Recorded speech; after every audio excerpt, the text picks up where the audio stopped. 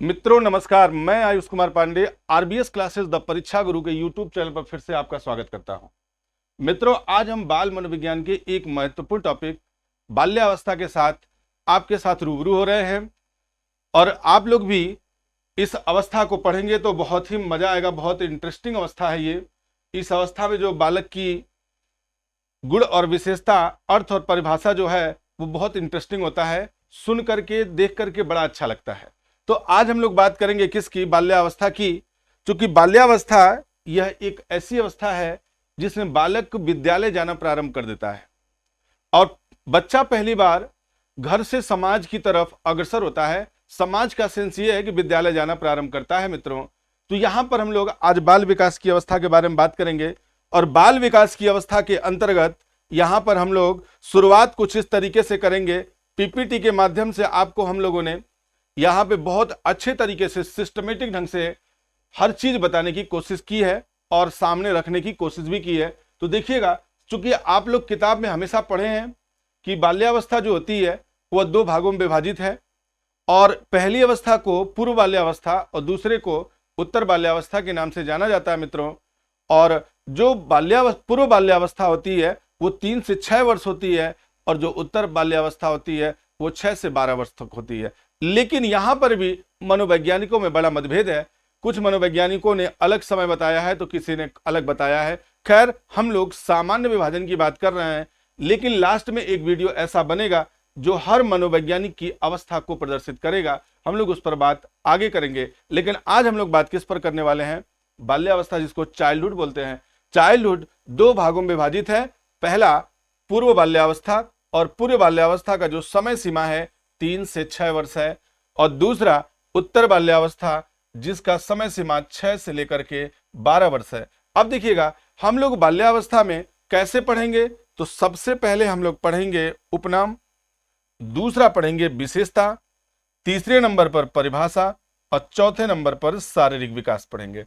इतना आज हम लोग लेकर के पूरी क्लास में चल रहे हैं। और एक आवश्यक सूचना के रूप में, यदि कोई बालक हमारे टेलीग्राम चैनल से जुड़ेगा तो जितनी भी पीडीएफ होती है वो आपको इसी फॉर्म में मिल सकती है। तो ये भी सबको ध्यान देना है, पीडीएफ लेने के लिए हमको टेलीग्राम चैनल ज्वाइन करना पड़ेगा। मित्रों, तो यहां पर हम लोग देख रहे हैं उपनाम, विशेषता, परिभाषा और शारीरिक विकास। तो यहां पर हम लोग शुरुआत करेंगे पहले उपनाम से। देखिएगा, बाल्यावस्था के जो उपनाम हैं वो बहुत सारे हैं और आप लोग बाल्यावस्था में देखते होंगे कि जब बच्चा जैसे ही 6 वर्ष का हो जाता है तो वो बाल्यावस्था की शुरुआत उसकी शुरू हो जाती है। क्योंकि शैशवावस्था की जो आयु होती है वो जन्म से लेकर के 6 वर्ष या 5 या 6 वर्ष बोला गया है। और अनेक मनोवैज्ञानिकों ने अपने अपने तरीके से एज का निर्धारण किया है। यदि हम सामान्य विभाजन की बात करें तो शैशवावस्था जन्म से 6 वर्ष, बाल्यावस्था 6 से 12 या 13 वर्ष और किशोरावस्था 12 या 13 से लेकर के 18 या 19 वर्ष तक होता है। तो मित्रों ध्यान दीजिएगा, इस अवस्था के और कितने उपनाम हैं यहां पर प्रदर्शित किया गया है। सबसे पहला उपनाम प्रारंभिक विद्यालय की अवस्था। इसी अवस्था में बालक विद्यालय जाना प्रारंभ कर देता है, इसलिए इस अवस्था को प्रारंभिक विद्यालय की अवस्था कहते हैं। यही वो अवस्था है मित्रों जहां से बच्चा अपने जीवन में विद्यालय जाना शुरू करता है। इसीलिए आप इस अवस्था को कहा जाता है प्रारंभिक विद्यालय की अवस्था। दूसरा देखिएगा, जीवन का निर्माणकारी काल।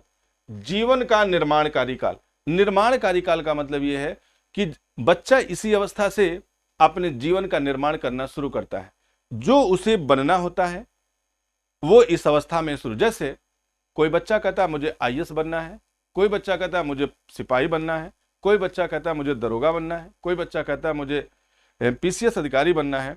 तो वो अपने इसी अवस्था में अपना निर्माण करना शुरू करता है, इसलिए इस अवस्था को निर्माणकारी काल कहा जाता है। और कॉल एंड ब्रुन्स ने कहा भी है कि जीवन का सबसे जो है निर्माणकारी काल है। मित्रों ध्यान दीजिएगा, उसके बाद यह जीवन का अनोखा काल होता है। जीवन का अनोखा काल का सेंस क्या है? जीवन का अनोखा काल का मतलब कि बच्चा जब स्कूल में जाता है तो उसे हर वस्तु अनोखी दिखती है। बच्चों का ग्रुप, बड़ा सा स्कूल में बड़े बड़े फिगर, बहुत सारे पढ़ने के इंस्ट्रूमेंट, बहुत सारा पढ़ाने का नया तकनीक, बहुत सारा तरीका, वह सब बच्चे के लिए अनोखा होता है। इसलिए इसे जीवन का अनोखा काल कहा गया है। झूठ मूठ की परिपक्वता का काल इसी अवस्था को कहते हैं। बच्चा अभी छोटा होता है लेकिन अपने को झूठ मूठ में परिपक्व प्रदर्शित करने की कोशिश करता है। उदाहरण से लीजिएगा कि किस तरीके से झूठ मूठ की परिपक्वता प्रदर्शित होती है। तो झूठ मूठ की परिपक्वता की अगर बात मैं करूं तो बच्चा जब स्कूल जाना प्रारंभ करता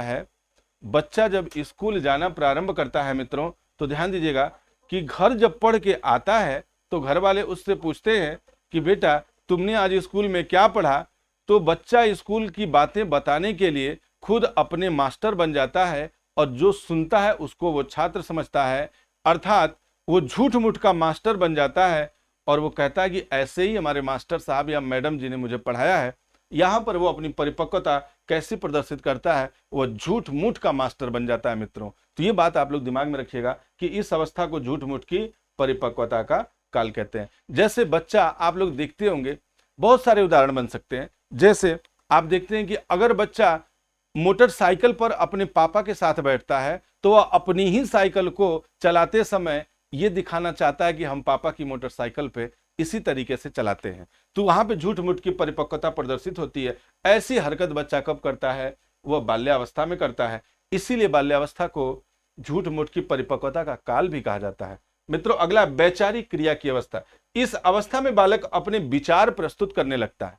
विचार प्रस्तुत करने का सेंस क्या है?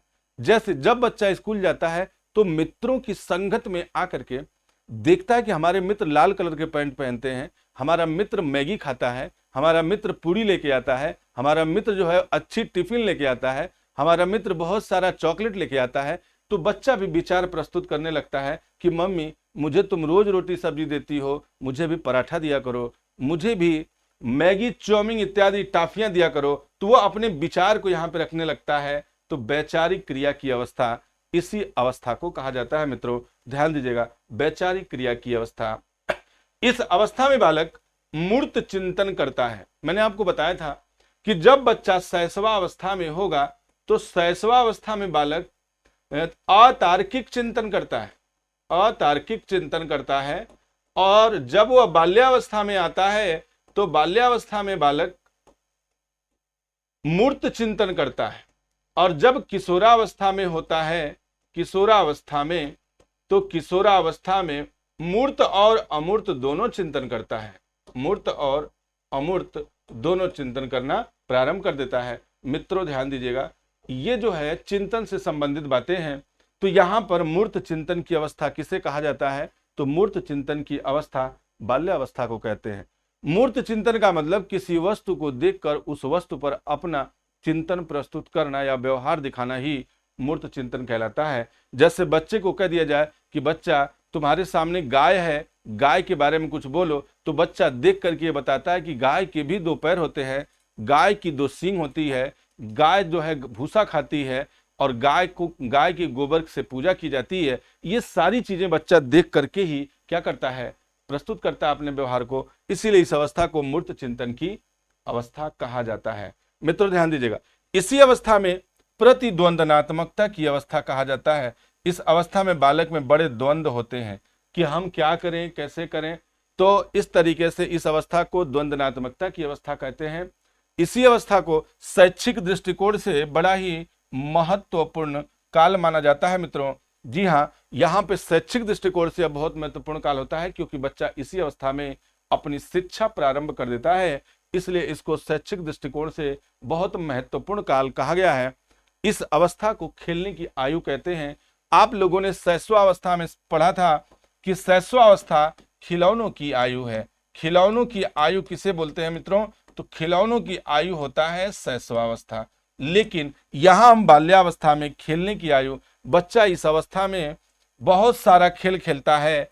अब वह खिलौनों से खेलना छोड़ दिया क्योंकि खिलौना से वो कब खेलता था? शैशवावस्था में खेलता था। और बाल्यावस्था में वो अनेक प्रकार के नए नए गेम बनाकर खेलता है। आपको याद होगा कि बच्चा नाव, पानी की जहाज बनाता है कागज का, बच्चा डंडे और गिल्ली से गुल्ली डंडा खेलता है, बच्चा खो खो खेलता है, बच्चा एक दूसरे के ऊपर कूदता है और बच्चा एक दूसरे के ऊपर एक दूसरे से झगड़ा करता है, इस तरह के बहुत सारे खेल खेलता है। यहाँ तक कि मनोवैज्ञानिकों ने लिखा है कि बच्चा खाना खाते समय भी खेलता है, बच्चा सोने जाता है तब भी खेलता है, बच्चा सूसू पोटी करता है तो उसमें भी खेलने लगता है। आप लोगों को याद होगा, छोटे छोटे बच्चे को अगर आप बोल दीजिए कि बाबू चलो तुम सूसू करो, तो सूसू करने समय भी आपको याद होगा, वो बच्चों को देखते होंगे कि कौन कितना दूर तक सूसू करता है। तो ये बच्चों में आदतें होती हैं। तो ये किस अवस्था में होती है? बाल्यावस्था में होती है। और एक मनोवैज्ञानिक हैं, उन्होंने कहा भी है कि इस अवस्था में बालक अर्थात 10 वर्ष के अंदर जो बालक होता है वह जो है जीवन के वे सभी गेम खेल लिया होता है जिस गेम को हम लोग उम्मीद नहीं करते। मेरी बात समझ में आ रही होगी। तो यहाँ पर इस आयु को खेलने की आयु कहते हैं, क्योंकि बच्चा इस अवस्था में खुद के बनाए द्वारा खेल खेलता है। अरे आप देखते होंगे घरों में मिठाई के डब्बे जो वेस्ट हमारे लिए होते हैं, वेस्ट मटेरियल के रूप में होते हैं, बच्चा उसी का ट्रक बना के खेलता है, माचिस के डिब्बी से मकान बना के खेलता है। मित्रों, तो ये बात याद रखनी है, इसे क्या बोलते हैं? खेलने की आयु बोलते हैं। अब ध्यान दीजिएगा, समूह की आयु। इस अवस्था में बच्चा समूह में खेलना पसंद करता था, क्योंकि बच्चा इस अवस्था में थोड़ा सा समाज में निकलता है, और समाज में निकलता है तो बहुत सारे दोस्त बना लेता है। और समूह किसका किसका बनता है मित्रों? लड़कों का लड़कों के साथ समूह बनेगा, लड़कों के साथ लड़कों का लड़कों के साथ, और लड़कियों का लड़कियों के साथ समूह बनेगा। मित्रों ध्यान दीजिएगा, इस अवस्था में बच्चा क्या करता है? लड़का लड़का के साथ खेलता है और लड़की लड़की के साथ खेलती है।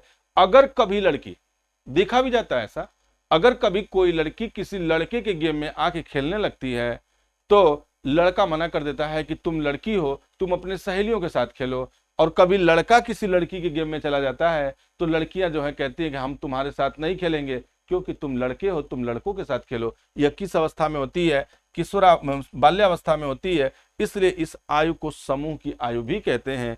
और इस अवस्था में को गंदी अवस्था इसलिए कहा जाता है कि बच्चे खेलने में ज्यादा इंटरेस्ट लेते हैं और वो अपने कपड़े भी गंदा करते हैं, शरीर को भी गंदा करते हैं।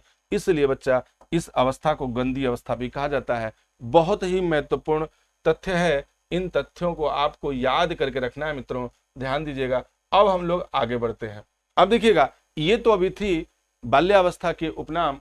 अब हम आगे बढ़ेंगे और अगली स्लाइड में देखिएगा आपको मिलेगा बाल्यावस्था की विशेषताएं।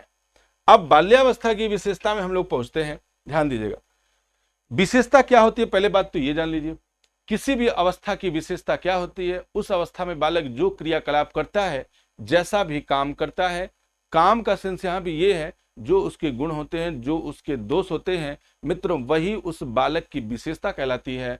तो हम लोग कुछ बाल्यावस्था के बालकों की विशेषता आपके समक्ष प्रस्तुत कर रहे हैं, उसको ध्यान से देखिएगा। सबसे पहली विशेषता है जिज्ञासा की प्रबलता।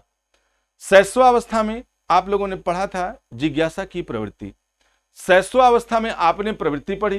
कहने का सेंस ये है कि मैं दोनों बातें यहां बता देना चाहता हूं कि जब बच्चा शैशवावस्था में पहुंचता था तो उसकी जिज्ञासा किस रूप में थी? प्रवृत्ति के रूप में थी। और बाल्यावस्था में बालक किस रूप में है? जिज्ञासा प्रबलता के रूप में है। तो मित्रों ये बात याद रखिएगा, प्रबलता का सेंस और प्रवृत्ति का सेंस में अंतर क्या है? प्रवृत्ति हमेशा क्यों का उत्तर ढूंढती है और प्रबलता कैसे का उत्तर खोजती है। अब देखिएगा, क्यों और कैसे का मतलब यहाँ पे, जैसे बच्चा यदि किसी कौवे को उड़ते हुए देखता है तो बच्चा पूछता है कि पापा ये क्या है? पापा बता दिए कौवा है। तो पूछेगा पापा ये इतना ऊपर क्यों उड़ रहा है? तो अब पापा को बताना पड़ता है कि कौवा उड़ता है। केवल वो क्यों से सवाल करता है। किस अवस्था में? शैशवावस्था में। मित्रों जब बच्चा बाल्यावस्था में पहुंचेगा तो वो अब कैसे करेगा? पूछेगा क्या कि पापा ये कौवा कैसे उड़ता है। कैसे का मतलब उसके उड़ने का पूरा साइंस आप बताएं, पूरा विज्ञान बताएं, तब बच्चा खुश होगा। तो यहाँ पर बच्चे में प्रबलता हो जाती है किसकी? जिज्ञासा की। और वो बहुत जिज्ञासु हो जाता है। वो अब क्यों से काम नहीं चलाता बल्कि अब कैसे से काम चलाता है। तो याद रखिएगा, जिज्ञासा की प्रबलता किस अवस्था में होती है मित्रों? बाल्यावस्था की विशेषता है ये। अब ध्यान दीजिएगा, खेल में अत्यधिक रुचि। जब बच्चा इस अवस्था में आता है तो मैंने आपको पहले ही उपनाम में बताया था, खेलने की आयु इसे कहते हैं। तो इस अवस्था में जो बच्चा होता है वो खेल में अत्यधिक रुचि प्रदर्शित करता है। मैंने बताया कि बच्चा नहाते समय भी खेलता है, बाल्टी का पानी पा जाएगा, लगेगा ऊपर लोटा से गिराने, खाना खाएगा उसमें भी खेलता रहेगा, सोने जाएगा उसमें भी खेलता रहेगा, पोटी करेगा उसमें भी खेलता रहेगा। खेल में अत्यधिक रुचि रखता है, यही उसकी विशेषता है। मानसिक योग्यताओं में अत्यधिक रुचि, मानसिक योग्यताओं में अत्यधिक वृद्धि होगा मित्रों, यहाँ पे रुचि नहीं होगा तो यहाँ पे वृद्धि लिखिएगा, क्लियर हो जाएगा आपका। अभी मानसिक योग्यता में अत्यधिक वृद्धि होगा तो वृद्धि है, रुचि नहीं है मित्रों, ध्यान दीजिएगा, वृद्धि है। तो मानसिक योग्यताओं में अत्यधिक वृद्धि होती है, अर्थात बाल्यावस्था में बालक के जो मानसिक विकास होते हैं वो तीव्र होते हैं। तो इसको याद रखिएगा, वही लिखा गया है कि मानसिक, अब वृद्धि क्यों होती है मानसिक योग्यता में? बच्चा चिंतन करना शुरू कर देता है, चीजों को पहचानना शुरू कर देता है, वो परिवार के रिश्ते नाते को भी जानना शुरू कर देता है, नैतिकता का विकास हो जाता है। इसलिए मानसिक योग्यता में क्या होती है, बालक में अत्यधिक वृद्धि होती है। समलिंगी समूह की भावना, यह एक विशेषता है। समलिंगी समूह, मैंने अभी आपको थोड़ी देर पहले रुचि उसमें बताया था उपनाम में कि समलिंगी, समान लिंग के समूह में खेलना बालक पसंद करता है। किस अवस्था में? बाल्यावस्था में। तो यहां पर जो बच्चा है समलिंगी, लड़का लड़के के साथ खेलेगा और लड़की लड़की के साथ खेलेगा। तो मित्रों ये तो हम लोग समाज में देखते भी हैं कि जो बच्चे 6 साल से ऊपर के होते हैं उनका एक समूह बन जाता है, वो अपने समूह में खेलना पसंद करते हैं। गांव में बच्चे गिल्ली डंडा खेल रहे हैं तो लड़का लड़का के साथ खेलेगा, लड़कियां खो खो खेल रही तो लड़कियां लड़कियां के साथ खेल रही। और कभी यदि कोई लड़का या कोई लड़की एक दूसरे से भटक के दूसरे के ग्रुप में जाता है तो फिर ग्रुप में एंट्री नहीं होती है, क्योंकि समलिंगी समूह होना चाहिए, लड़का लड़का के साथ ही खेलेगा और लड़की लड़की के साथ खेलेगी। अब देखिएगा अगला, निरुद्देश्य भ्रमण की प्रवृत्ति। इस अवस्था में बालक की जो प्रवृत्ति होती है निरुद्देश्य भ्रमण की होती है, क्योंकि बच्चा जब स्कूल जाता है तो मित्रों को बना लेता है। अब जहां भी बच्चा पढ़ता है अगल बगल के लोगों को अपना साथी बना लेगा, मित्र बना लेगा। आप लोगों ने देखा होगा गांव में कि बच्चा स्कूल से आता है, जेब में दाना भर लेगा, दाना रख लेगा, नमकीन रख लेगा, बिस्किट रख लेगा, चॉकलेट रख लेगा, टॉफी रख लेगा और रख के अब गांव में दूसरे के घर घूमना उसको अच्छा लगता है। घर वाले पूछते हैं कि कहाँ जा रहे हो, कर कहीं नहीं, बस ऐसे ही टहल रहे हैं, अभी आते हैं थोड़ी देर में। दूसरे के घर गया, दूसरे के घर के गार्जियन पूछते हैं कि बेटा तुम कोई काम हो क्या, आए हो मेरे यहाँ? कहा नहीं अंकल, बस ऐसे ही घूम रहा हूं। उसका कोई उद्देश्य नहीं होता है मित्रों, निरुद्देश्य घूमता है। तो जब उस घर के मालिक बोलते हैं कि बेटा ठीक है तुम घर चले जाओ, नहीं तुम्हारे घर वाले खोजेंगे, तो वो अपने घर नहीं जाता, फिर वो दूसरे के घर चला जाएगा। वहां पर भी यही स्थिति होती है, चूंकि बच्चा छोटा होता है, 6 से 12 वर्ष की अवस्था आप जानते ही हैं, छोटे बच्चों की अवस्था होती है, बाल्यावस्था होती है।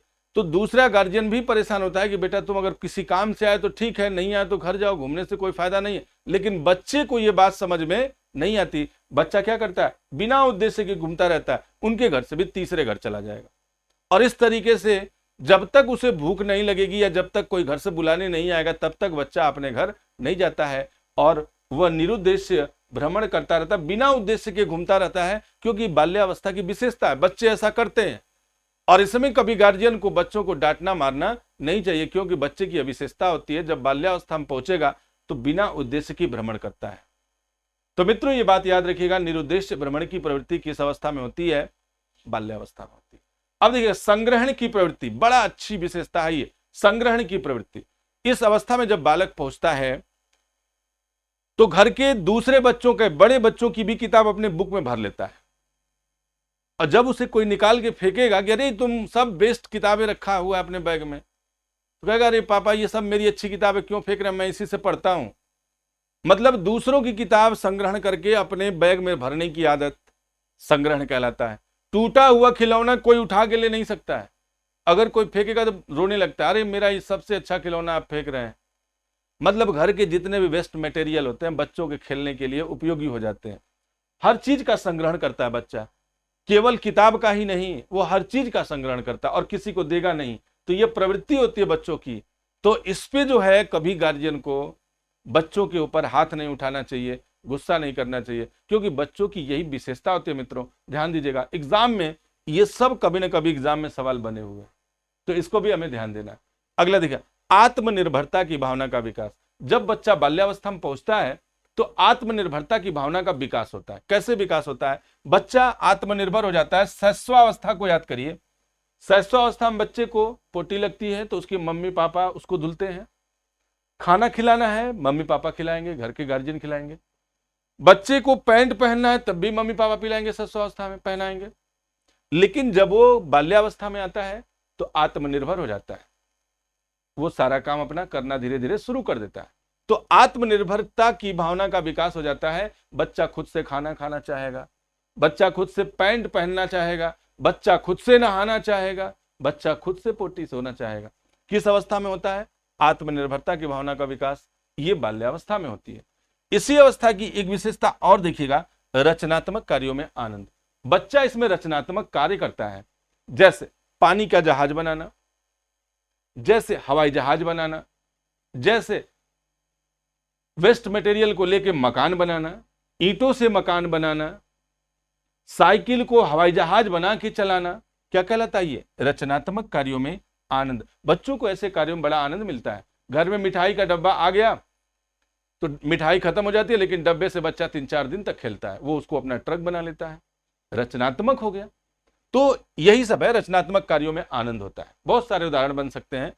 नैतिक गुणों का विकास। बच्चा धीरे धीरे नैतिकवान हो जाता है, नैतिकता आने लगती है, कूट कूट के नैतिकता भरने लगती है धीरे धीरे, क्योंकि बच्चा मूर्त पहचानने लगता है, मूर्त चिंतन करने लगता है, अपने समाज के बड़े छोटों का लिहाज करना धीरे धीरे सीख जाता है, विकास होने लगता है, नैतिक गुणों का विकास होने लगता है। बच्चा अब किसी के ऊपर पोटी नहीं करता, किसी के ऊपर सुसु नहीं करता, बच्चा किसी को उल्टा सीधा नहीं बोलता, किसी को पैर से नहीं मारता। शैशवावस्था का बालक किसी के ऊपर पोटी कर दिया, किसी के ऊपर सुसु कर दिया, किसी के ऊपर थूक दिया, किसी को एक थप्पड़ मार दिया, तो बच्चा छोटा रहता है, शैशवावस्था में रहता है, क्योंकि वहां पे नैतिकता का अभाव रहता है। बल्कि बाल्यावस्था में नैतिकता का विकास है मित्रों। तो नैतिक गुणों का विकास होने लगता है किस अवस्था में?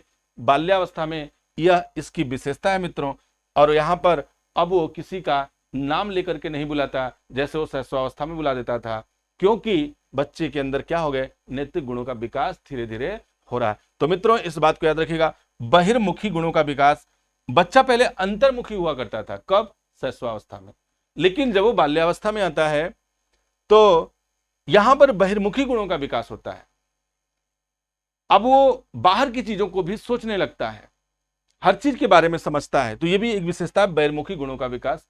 अगला है यथार्थवादी दृष्टिकोण और काम प्रवृत्ति का अभाव। यथार्थवादी दृष्टिकोण मतलब जो जैसा है उसी पर वैसा ही बोलेगा।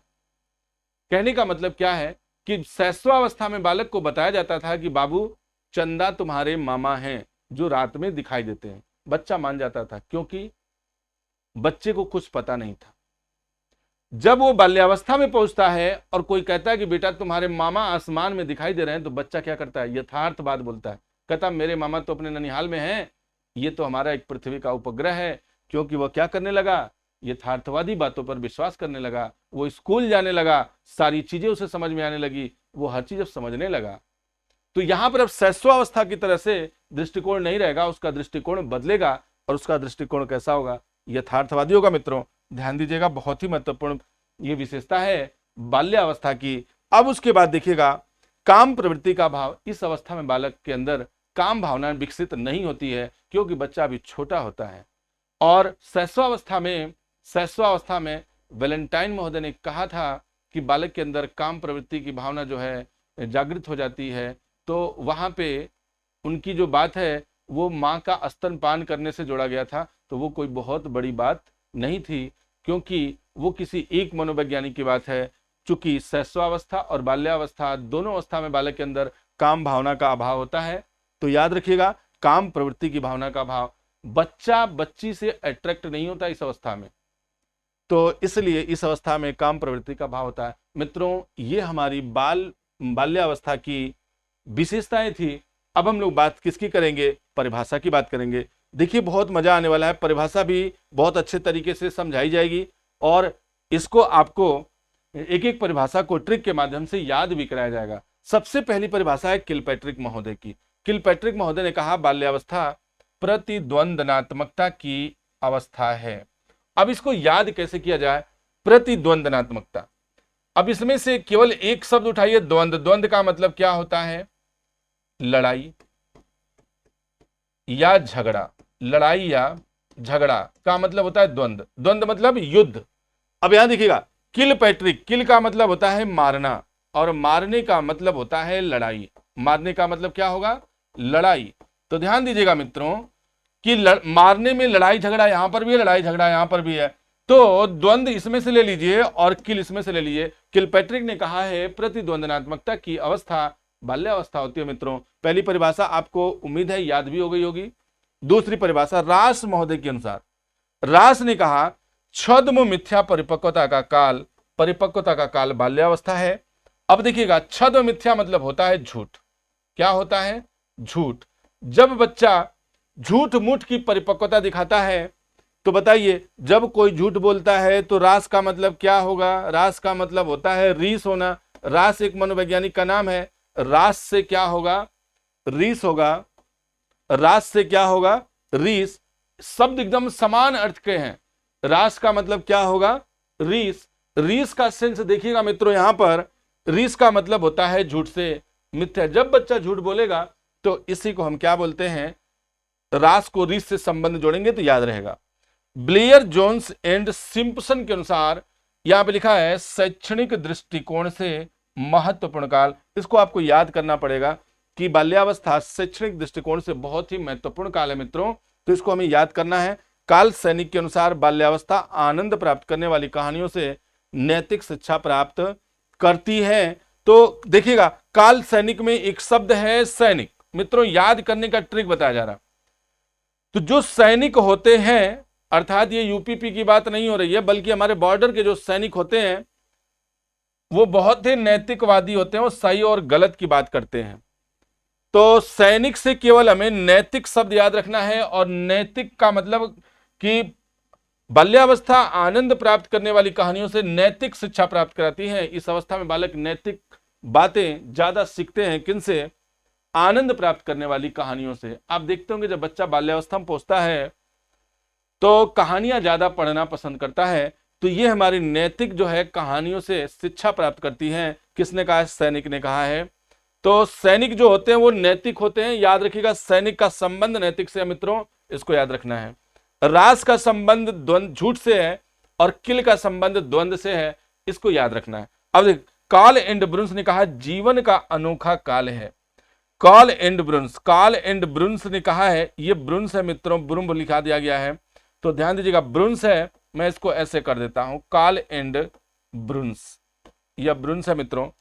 फिर से लिख देता हूं, साफ नहीं दिख रहा है, मिस प्रिंटिंग है मित्रों, ध्यान दीजिएगा। ये कार्ल एंड ब्रुन्स है। कार्ल एंड ब्रुन्स के अनुसार, यहां पे इसको गलत कर दीजिए, कार्ल एंड ब्रुन्स का जीवन का अनोखा काल किसने कहा है? बाल्यावस्था को कार्ल एंड ब्रुन्स ने कहा है। अब देखिएगा, सिगमंड फ्रायड ने कहा है कि यह जो है निर्माणकारी काल होता है। कैसा काल होता है? निर्माणकारी काल होता है। सिगमंड फ्रायड ने कहा जीवन, बाल्यावस्था को जीवन का निर्माणकारी काल कहते हैं। इसको भी रटना है मित्रों, आप रट लेंगे। और स्ट्रेगमैन ने कहा है, स्ट्रेग महोदय ने, ऐसा शायद ही कोई खेल हो, ऐसा शायद ही कोई खेल हो जिसे, ऐसा शायद ही कोई खेल हो जिसे 10 वर्ष के बालक न खेलते हो। बाल्यावस्था की सबसे बड़ी परिभाषा यहां पर आपको देखने को मिल रही है कि शायद कोई इसको थोड़ा हटा दीजिए, उधर करिए, नहीं जाएगा, चलिए। ऐसा शायद ही कोई खेल हो जिसे 10 वर्ष के बालक न खेलते हो। तो ये स्ट्रेग महोदय ने कहा है, थोड़ा नीचे है, ध्यान दीजिएगा, दिखेगा लेकिन थोड़ा सा इसकी वजह से कोई समस्या नहीं। शायद ऐसा ही कोई खेल हो जिसे 10 वर्ष के बालक न खेलते हो, यह स्ट्रेग महोदय ने कहा मित्रों। यह परिभाषा थी जो बहुत ही महत्वपूर्ण परिभाषा है मित्रों। अब हम लोग बात करेंगे किसकी? शारीरिक विकास की। ध्यान देते हैं शारीरिक विकास पर, और शारीरिक विकास में भी तुलनात्मक अध्ययन आपके सामने प्रस्तुत होगा मित्रों, ध्यान दीजिएगा। अब हम बात किसकी करने जा रहे हैं? शारीरिक विकास की बात करने जा रहे हैं। शारीरिक विकास में सबसे पहले हम लोग बात कर लेते हैं ऊंचाई की, कि जब बच्चा कितने वर्ष का हो जाए? 12 वर्ष का हो जाए। तो 12 वर्ष में बालक की जो ऊंचाई होती है 138.3 सेंटीमीटर बालक की होती है, और 139.2 सेंटीमीटर गर्ल की होती है। शैशवा, देखिए शारीरिक विकास की यदि हम बात करते हैं तो शैशवावस्था में बालक के शारीरिक विकास तीव्र होते हैं, लेकिन बाल्यावस्था में जब आते हैं तो बालिका के जो है शारीरिक विकास क्या हो जाते हैं, बालक की अपेक्षा ज्यादा तीव्र होते हैं। और 5 से 7 सेंटीमीटर ये जो शारीरिक विकास जो है प्रतिवर्ष होते रहते हैं, तो इनको भी हमको याद रखना है मित्रों। तो ऊंचाई 138.3 बॉय का होता है और 139.2 गर्ल का होता है। और इसी ऊंचाई को मित्रों हम एक तुलनात्मक अध्ययन के रूप में मैं आपको 6 से 12 वर्ष तक के 6 से 12 वर्ष तक के बच्चों की ऊंचाई क्रमशः दिखाया हूं। मित्रों ध्यान दीजिएगा, जब बच्चा 6 वर्ष का होता है तो 108.5 सेंटीमीटर और बालिका जो है 107.4। कहने का मतलब शैशवावस्था में बालिका की जो ऊंचाई है बालक से कम है, लेकिन 7वें साल में भी बालक ऊंचाई ज्यादा है, बालिका की कम है। 8वें साल में भी बालक ज्यादा है, बालिका कम है। 9वें साल में भी बालक ज्यादा है, बालिका कम है। 10वें साल में दोनों एकदम इक्वल हो जाते हैं मित्रों, दोनों साल में 10वें साल में दोनों इक्वल हो जाते हैं। 11वें साल में भी दोनों इक्वल होते हैं मित्रों, लेकिन 12वें साल में आप देखेंगे कि बालिका की जो ऊंचाई है वह बालक की ऊंचाई से ज्यादा हो जाती है। तो यहां पर देख रहे हैं कि जो बालिका की जो ऊंचाई मैंने लिखी है वो ऐसे लिखी है। अब इसके बाद भार का है, तो भार को मैं अगले स्लाइड में दिखाऊंगा, लेकिन यहां पर दांत को देख लेते हैं। दांत की संख्या 27 से 28 होती है बाल्यावस्था में, और धड़कन जो है 85 बार प्रति मिनट होती है। आप लोगों ने देखा था दांत पर कि दांत जब बालक शैशवावस्था में होता है तो बालक जन्म के समय दांत नहीं होते हैं, लेकिन 6 से 7 माह के बाद बच्चों में दांत आने शुरू हो जाते हैं और अस्थायी दांतों की संख्या 20 से 20 होती है, कहीं कहीं 28 भी दिया हुआ है। लेकिन यहां पर दांतों की संख्या बाल्यावस्था में कितनी हो जाती है मित्रों, 28 हो जाती है, 27 से 28। धड़कन 85 बार प्रति मिनट होती है। यही धड़कन जब शैशवावस्था में जन्म के समय 140 बार प्रति मिनट रहती है। 6 वर्ष का होता है तो 100 बार प्रति मिनट हो जाती है। हड्डियों की संख्या आपने पढ़ा है कि शैशवावस्था में 270 रहती है और बाल्यावस्था में बढ़कर कितनी हो जाती है, 350 हो जाती है। अभी हम लोग भार की बात करेंगे यहीं पर अगली स्लाइड में। देखिएगा भार के लिए मैंने यहाँ पे एक अलग से स्लाइड दिया हुआ है मित्रों। यहाँ पे भार की बात हो रही है, देखिएगा ये भार है कि बॉयज की जो भार होती है 28.5 होती है और गर्ल की जो होती है 27.8 होती है। मित्रों ध्यान दीजिएगा, यहाँ पर बालक का औसत भार छठे वर्ष में 16.3 और बालिका 16 किलो, 7वें वर्ष में 18 किलो और 7वें वर्ष में ही 17.6 किलो।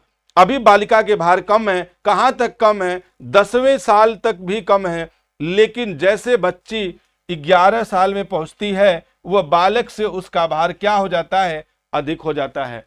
बालक से अधिक भार बालिका का हो जाता है बाल्यावस्था में, और जब वो 12वें वर्ष में पहुंचती है तो 29.8 किलो हो जाता है और यहाँ पे 28.5 केजी हो जाता है। इस तरीके से भार का विभाजन है मित्रों, आप लोगों ने देखा अभी। इसके बाद ये हमारे आज का जो सेगमेंट था ये पूरा हुआ मित्रों, और आप लोग ध्यान से इस पूरे पीपीटी के माध्यम से जो पढ़ाया गया है सारे फैक्ट को अच्छे से कॉपी में उतार ले और पीडीएफ पाने के लिए टेलीग्राम को ज्वाइन करें मित्रों। बहुत ही शानदार तरीके से बनाया गया है मित्रों।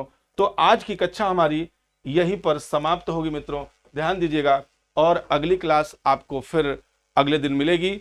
तब तक के लिए मैं आपसे विदा चाहता हूं। आयुष कुमार पांडे, नमस्कार, धन्यवाद।